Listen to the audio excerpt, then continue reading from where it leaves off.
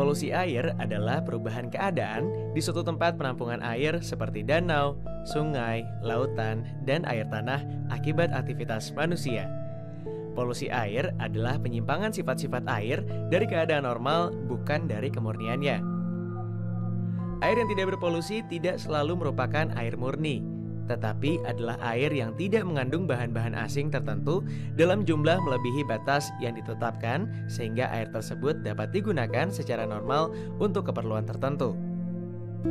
Adanya benda-benda asing yang mengakibatkan air tersebut tidak dapat digunakan secara normal disebut polusi.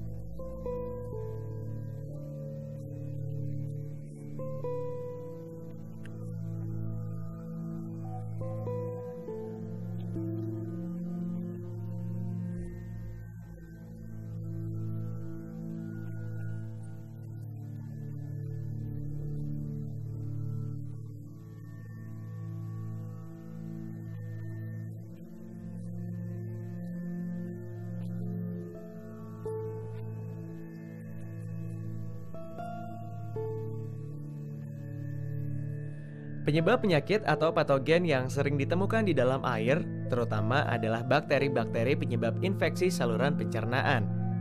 Bakteri tersebut adalah Vibrio cholerae, penyebab penyakit kolera, dan Shigella dysenteriae, penyebab penyakit disentri basiler. Jumlah dan jenis mikroorganisme yang terdapat di dalam air bervariasi, tergantung dari beberapa faktor, yaitu sumber air. Jumlah dan jenis mikroorganisme di dalam air dipengaruhi oleh sumber air tersebut. Misalnya, air atmosfer atau air hujan dan salju, air permukaan atau danau dan sungai, air tanah atau air sumur dan mata air tergenang atau air laut. Komponen nutrien dalam air. Air buangan sering mengandung komponen-komponen yang dibutuhkan oleh spesies mikroorganisme tertentu. Semua air secara alamiah juga mengandung mineral-mineral yang cukup untuk kehidupan mikroorganisme di dalam air. Komponen beracun. Komponen beracun yang terdapat di dalam air mempengaruhi jumlah dan jenis mikroorganisme di dalam air tersebut. Organisme air. Adanya organisme lain di dalam air dapat mempengaruhi jumlah dan jenis mikroorganisme air. Sebagai contoh, plankton merupakan organisme yang memakan bakteri, ganggang, dan plankton lainnya. Sehingga adanya plankton dapat mengurangi jumlah organisme-organisme tersebut. Faktor fisik. Penggunaan merkuri di dalam industri sering menyebabkan pencemaran lingkungan, baik melalui air buangan maupun melalui sistem ventilasi udara. Air juga bisa terpolusi dari timbal. Penggunaan timbal terbesar adalah produksi baterai penyimpan untuk mobil, di mana digunakan timbal metalik dan komponen-komponennya.